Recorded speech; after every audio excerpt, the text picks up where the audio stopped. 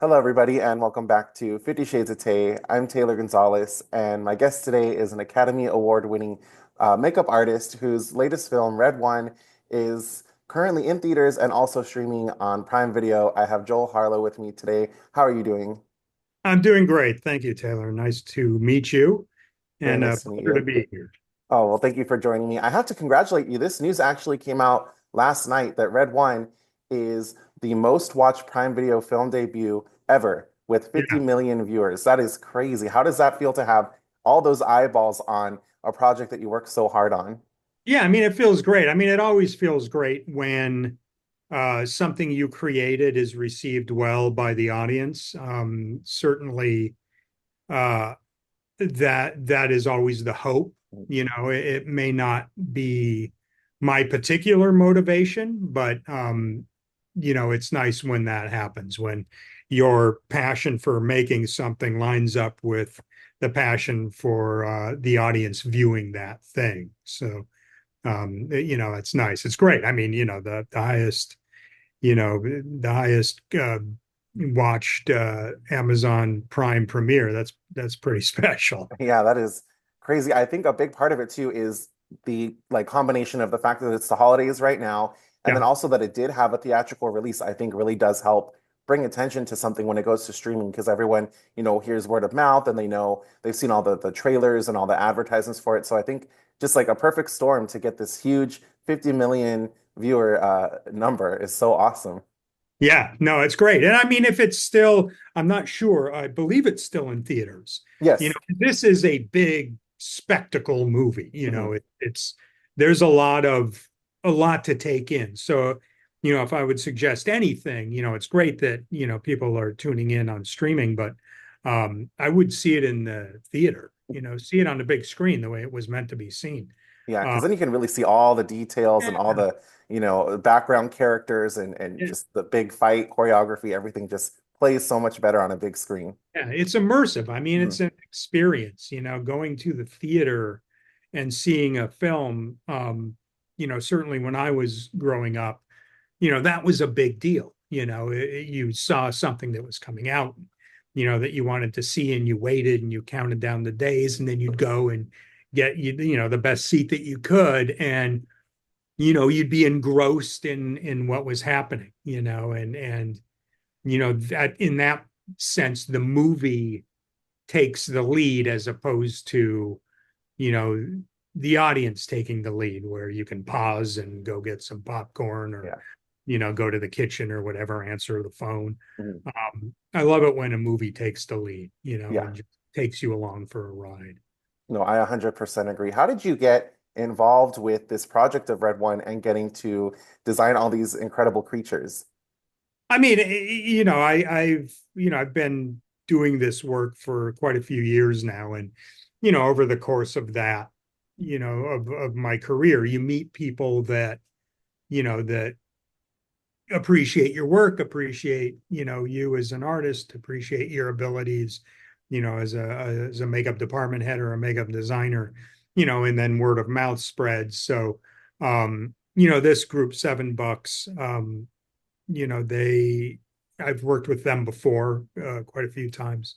So when this came up, I was fortunate that they reached out to me. They knew that I could handle it, and I'd done things like this in the past. So it's all relationships, and that I think is that's very important. In anything you do, it's the relationships that you build and you nurture. They go a long way towards you know allowing you to achieve your dreams. Mhm.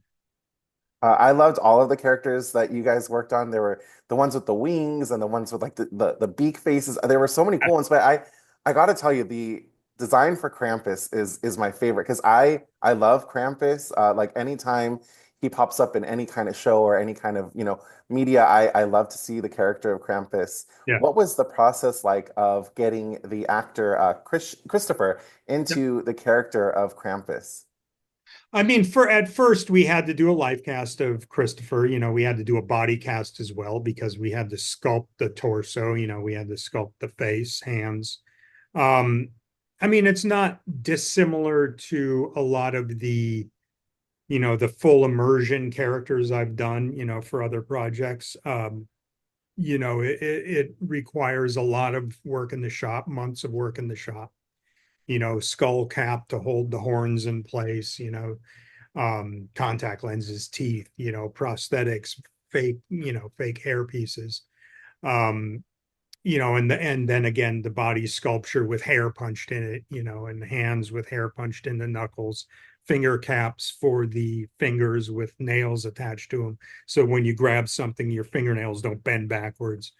Um, and then putting it all together, which was about 3.5, 4 hours of work every day. But it's and I've said this a million times before about a lot of the creatures that I create, a lot of characters that I make, is that it's the Frankenstein moment. You spend months and months in the shop building your monster. You bring it to set, and you spend hours putting it together. Take it to take it on stage, and then you get to see it come to life.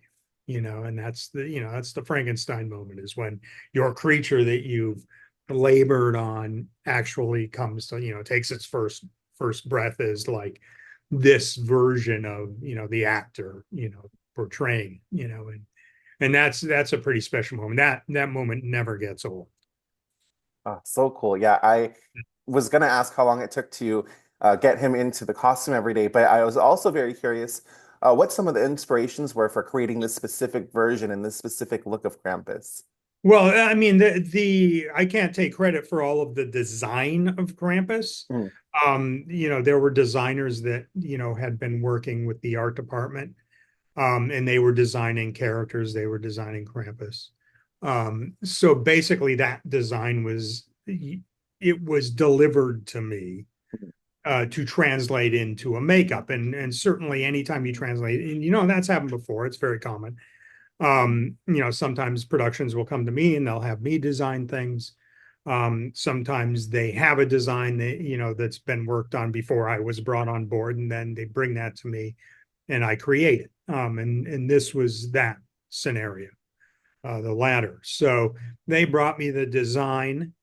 And anytime you translate a two-dimensional design into a three-dimensional character on an actor that at the time of the design has not been chosen, it goes through transformation. It goes through change. You're never going to get a one-to-one, representation of that design as much as you try to. So that was the deal with this one, is I was delivered that design. But as far as the other characters, the judge, the vulture character you're talking about, mm. all the other background characters, that was us. We designed those. Ah, they are such great designs, and I watched it at home on my projector, and I love being able to pause it and like get up close and look at all the different creatures, and just it seems like such a fun environment, and to be there, on that set and look around, and then there's all these creatures just walking. That's why I love, when things are done practically and just the prosthetics and all the makeup. It's just something that I'm really passionate about in film because it just makes it feel so much more real, and it must feel like every actor that I've talked to who has done prosthetics or gone through the makeup chair, they also say, it just makes them feel so much like that world is real and tangible and they're living in it. And it really does make a difference when you're watching it as a viewer. Yeah, absolutely. I think that and this is not to disparage digital, characters, Mhm, or the digital art form. But when you have something, you can see it as an. I mean, audiences now are so smart mhm, that they can point out when something is digital mhm, and when it's practical. And in this film, we have a combination of both. And I think that's what works the best, is when you have a practical character that you do digital augmentations to, say the characters, we have this like troll character in there that's got his eyes are kind of widespread. we could make that mechanical and do animatronics, but Right. it's easier for the digital end of things to come in and put a couple of blinks in there, a little bit Mhm. of eye movement, and that just brings it to life even more. Yeah. But it's still grounded in reality. I mean, my approach to any of this stuff has always been to, and this is true of me when I do my own films, is to try to get as much in camera as possible. And then you just put a polish on it, when you're, sitting in the editing room or playing around with visual effects and you're into that stage of things. This interview is going to be very Christmassy. All the Yeah, topics that I chose, they're all Christmas related, which is perfect because we're just a right. couple weeks away from Christmas. But another movie that you worked on was Jim Carrey's How the Grinch Stole Christmas, which is like I think my all-time favorite Christmas movie. I watch it every year, and it's actually playing in some theaters right now, so it's really cool to be able to check that out on the big screen. But can you talk a little bit about working on that project that is so special to so many people? Yeah, I mean that was my first union film. And I mean it was great because we had a bullpen, sort of this stage at Universal of I think it was 40 plus makeup artists, some of the best makeup artists in the business. And here's me, I'm like this new kid. I'd been doing makeup but never union. um so I picked up a lot of tips and techniques and tricks from some of the other artists that were there. But it was great. I mean, I was working for a gentleman who has become a good friend of mine now, Rick Baker. He was in charge of that. Um and truthfully, I was just one of the group, the one of the newer one of the group. um yeah, but it was great. I mean, seeing that many characters, on this set, Yeah. the Bill set is, it's pretty amazing. I mean, anytime, and this is, like we were just talking about with practical makeup, practical sets, same Mhm. thing. Yeah. When you have a set built there, it's tangible and that it's tangible. And, in camera, the geometry always works, it's because it's there. It's an actual, set piece. That I think is always, really great because you're getting less and less of that these days. Now it's green screen and, a couple of set pieces or a volume, which is, allows the camera to move and the background to change, within the same frame. Anytime you see something that's been actually constructed in the real world, I love it. It's great. Yeah, no, I totally, totally agree with everything you just said. I was looking through your IMDb page, and you have worked on so many of my favorite films over the years. Uh, I haven't even mentioned like Haunted Mansion, Black Panther, Logan. Is there a project that you're most proud of? Um, from my makeup work or from the stuff that I've created myself, like my directed I stuff? would say both. Let's do one of each because I Okay. think you just have Um, such an I impressive mean, I resume. can't really, I can't, I mean, each one of those projects that I've done as a makeup artist or a makeup department head or a makeup designer, they all are special to me for one reason or another. Hmm. Certainly all the pirate films, Yeah. specifically 2 and 3, because I created this bootstrap Bill character and saw that through, and that's still to this day one of my favorite makeups. um Star Trek, the first Star Trek, J.J. Abrams Star Trek Beyond, you know Evil, the TV show for Paramount, Hmm. just ended, unfortunately. It was like almost a monster of the week, Hmm. so I really got to stretch my legs creatively, because that team, Robert and Michelle King, put a tremendous amount of faith in me to Hmm. come up with ideas for demons, and then they'd write them into the scripts, which So is great. cool. I went back to some of my old notebooks as a kid. I was like, oh, this is cool. Something I designed in high school that at the time I didn't have the skills or the techniques to make. Hmm. Now I do. And there's still a kernel of creativity in that that's valid. so we would expand stuff like that. So it really gave me a chance to make things that I had always wanted to make, even though I may have forgotten I'd always wanted to make them. That's awesome. You mentioned Pirates of the Caribbean Yep. and Star Trek. So you've worked on, pirates and aliens and all different types of creatures and critters. Is there a type of creature you have not yet brought to life that you are just like so interested in trying to do one day? Yes, Cthulhu. Oh, Yeah, HP Lovecraft. I mean, and I mm, have brought him to life or it to life, um, but not for not for anything that has been seen publicly. Because I do a lot of work here at my studio on, like I said, my own films or my own projects, and certainly I've created him a couple of times, or it, sorry, a couple of times.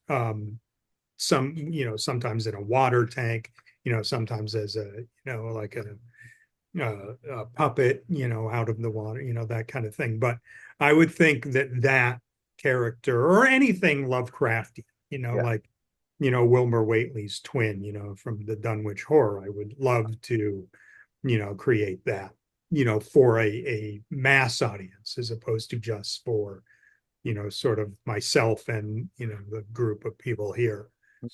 Oh, those are really cool ideas. I would love to see those one day. So I was very curious. You can go on my Instagram page, because just yesterday I posted in two of the characters two Lovecraftian characters that I have made, Cthulhu and uh, Yog Sothoth. I have them fighting as puppets, Oh, so cool. in a water tank, with a cloud kind of background rolling in. So, I mean, it was fun. It was just something to play around with here, Oh, at very the show. cool. You know. Yeah, I'll check that out as soon as we're done with this interview. I'm very curious to see. But I was also wondering, how did you get your start in doing makeup and doing prosthetics? Like, where did you begin? Oh, as a kid, after Uh, I'd seen King Kong, the original, mm, Willis O'Brien King Kong, I was like, that's what I want to do. I want to make characters and see them, move and come to life. So, uh, at the time, there were no makeup schools. So, I entered into animation program at School of Visual Arts in New York City. Um, there was one class in Times Square, the Actors School of Makeup, that was like, I think it was 6 weekends. So I go up there first weekend, you'd sculpt, you do a light cast. Second weekend, you sculpt your thing. Third weekend, you'd mold it, then you cast it and you apply it. So at the end of it, you'd have this portfolio piece. And so aside from books, that was it. That was, sort of my training in makeup effects. And then, I dropped out of School of Visual Arts because I got a job on, Toxic Avenger 2 and 3. And, then I eventually just moved out to LA and, started bouncing around, between shops here in the Valley.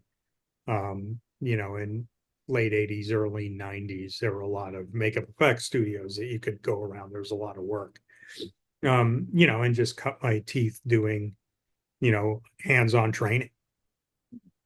that's awesome. If there's someone who's watching this interview right now and they're curious about how they could get started in the world of makeup and prosthetics and all this incredible stuff to bring these characters to life, what advice would you give to them?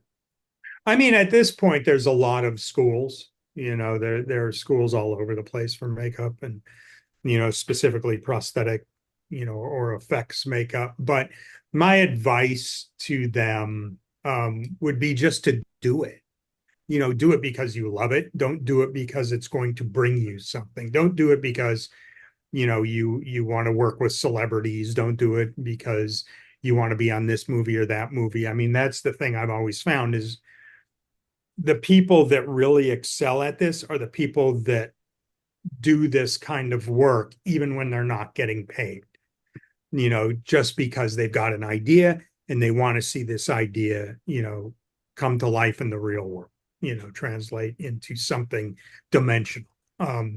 So I would say if you have that passion, follow it, and just build your pole. I mean, now with Instagram and, and social media, you can get works of art out there that you've done much easier than you can, when I started out. It was like in my day, it was building a portfolio, taking pictures, hoping on 35 millimeter film that they come out and you got the lighting right and all that.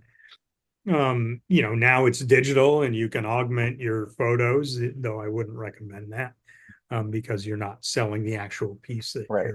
that you made. But that's not to say you can't light it well.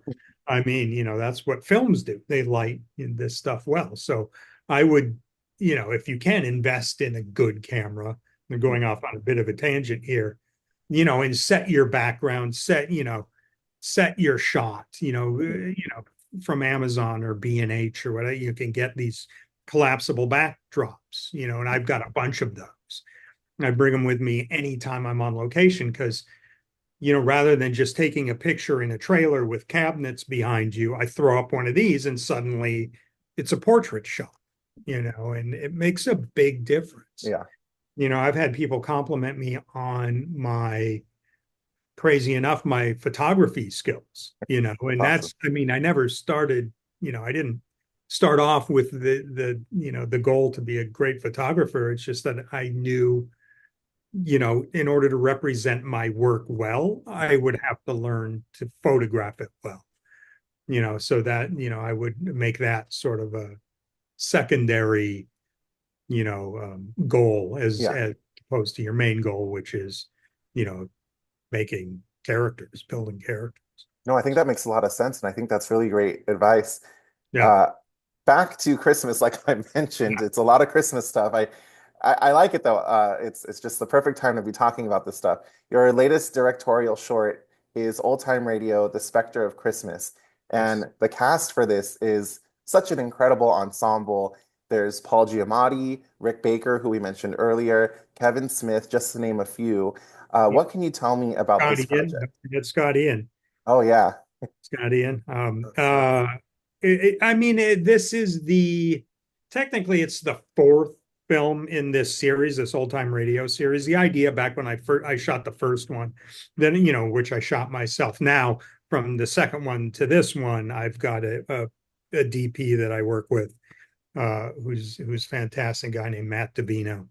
Um, the first one, the idea was that it would be an anthology, like an intro, to an anthology, not unlike The Crypt Keeper, and for Tales from the Crypt. It was, these weird characters, all silent, and ultimately everything leads to this radio. You turn on the radio and you drift into the radio and you come out of some sort of a broadcasting device within the context of the story that you now find yourself in. So that was the point of it in the beginning. But what it's turned into is, this weird little family. It's still silent, but the I don't want to say adventures, because I don't think, the scenarios that this weird little family finds themselves in, and the dynamics that, result from the personalities of each of these characters, is just kind of grown. And this last one, have added narration. It's kind of a take on "'Twas the Night Before Christmas." So Paul Giamatti narrates this poem I wrote that, corresponds to the actions within the context of this 10-minute short film. Yeah, and like you said, I had met Paul initially back on Planet of the Apes, and then worked with him again most recently on Jungle Cruise. Um, and we reconnected, as friends. And I reached out to him. I was like, hey, can you do this? And he did the narration for me of the radio for the very first one. So his voice has been in all of them. But I was lucky enough that he said yes and was excited to do it. He's already told me he'll do the next one, that he liked the way this one came out so much.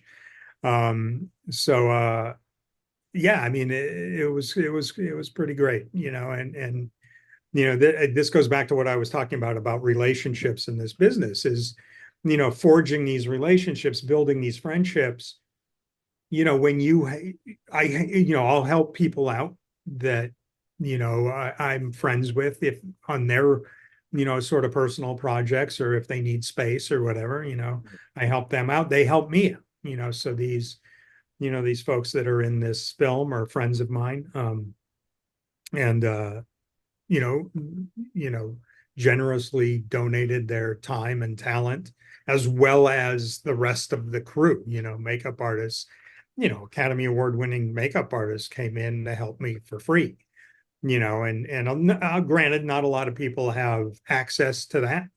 Um, but I feel very fortunate. I don't take it for granted, that that I do have access to that. And I'm very thankful that they believe in the project, and you know believe in me as well enough to to come on board and help out. Oh, it sounds very cool. When and where can people check this out? Well, it's right now. I sent out a link to some of my friends. There's this website, but it's password protected. So I think I'm going to sit on it till probably beginning of next year. I've got it out in I sent out, the screener to a couple of film festivals. So we'll see. Typically a film festival won't accept something if it's available to the public. They want to be the first ones to have it or whatever. But um, I've done that. I've run the film festival circuit with some of the other ones. Um, but this one, I was like, you know what? I just want to kind of get it out there. And of course, now that it's Christmas, the idea is to get it out. I don't want to wait till next Christmas, and do it. But I don't know. I'm waiting to hear back from a couple of festivals right now. Yeah, I No. cannot wait. It sounds so much fun. I was wondering, since we're getting to the end of the year, when you Yeah. look back on all the films that came out this year, is there a film or a maybe even a streaming series that stands out to you as you loved the makeup and the prosthetics of a character or a set of characters that you saw in that project? Oh God. I mean, there's a lot. There's a lot of really creative makeup out this year. Certainly the Penguin. Oh yeah. That's it. That makeup on Colin Farrell is amazing. Uh, and then there's just stuff that yeah, geez, I mean, there's so much, Mhm. and I hate to start calling out, because it's been a long year. Yeah. I'll absolutely forget something, Yeah. but from the short films I've watched that have great makeup in them, to features, to, like you said, streaming, TV, whatever. Yeah, there's a lot of really spectacular. I mean, as which is true of almost every year.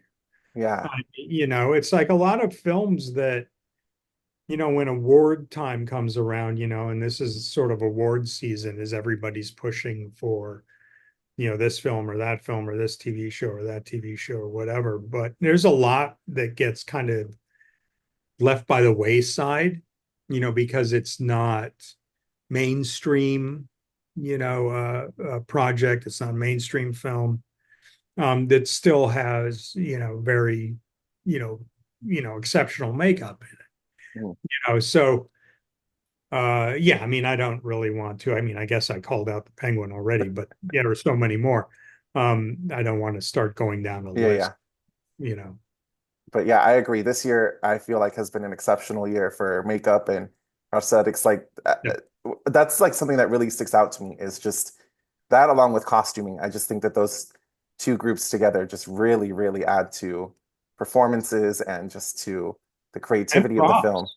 And Yeah. props. I mean, there's Mm. no award for props, but same thing. I mean, wardrobe, makeup, hair, and props are instrumental in creating a character. Mhm.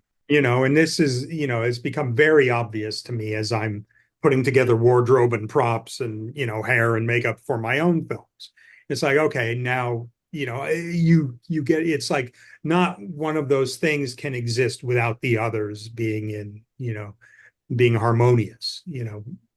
They all have to be in sync in order to really make a character believable. Yeah, no, I totally agree.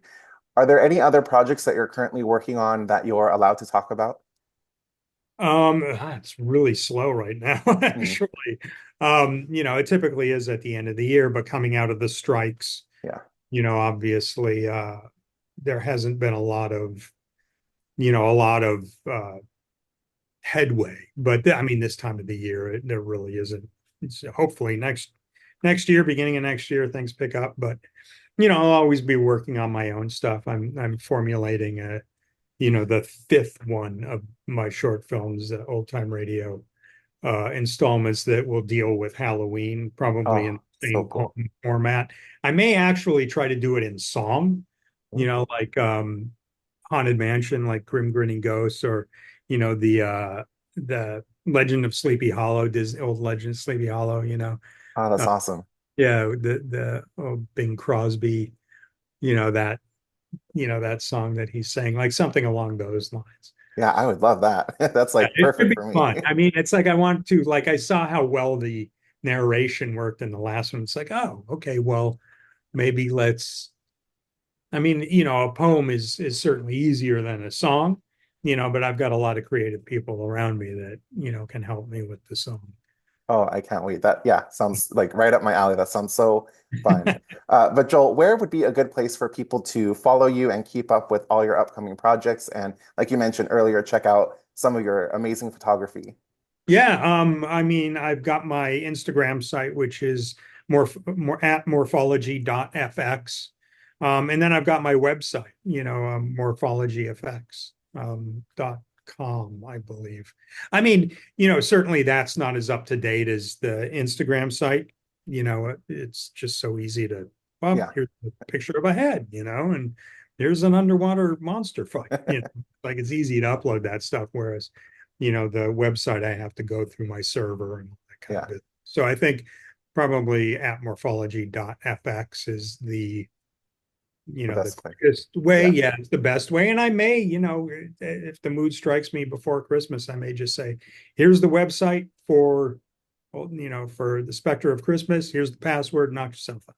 Oh, that'd be nice. Yeah, everyone keep an eye out for that. And I Yeah. will make sure to put a link to your Instagram in the description of this video so everyone can check out all of your work. But Joel, I cannot thank you enough for taking time out of your busy schedule to join me. It was very nice to meet you and just thank you for all of these incredible characters over the year. I was like blown away when I was looking at your resume. I was like, oh my God, all these characters that like I've grown up with and loved, you had a part in so many of them. So thank you so That much means for all of your hard work and attention to detail on all these incredible creatures. My pleasure. My pleasure. That means a lot. Yeah. I mean, you don't know you really quickly. I don't want to take up any more of your time, but you're just entering into any project, you know, no two projects have the same opportunity or obstacles. So, I always look for, what kind of character can I create that will make me happy? Awards aside and that stuff aside, my award is the character, you know. So I'm glad that some of them touched you, and hopefully there's more coming that do the same. Yeah, I cannot wait to see what you work on next. But thank you so much, Joel. It was so nice to meet you, and I hope you have a great rest of your day and Merry Christmas. Merry Christmas, Taylor. My pleasure. Thank you. Bye. Bye.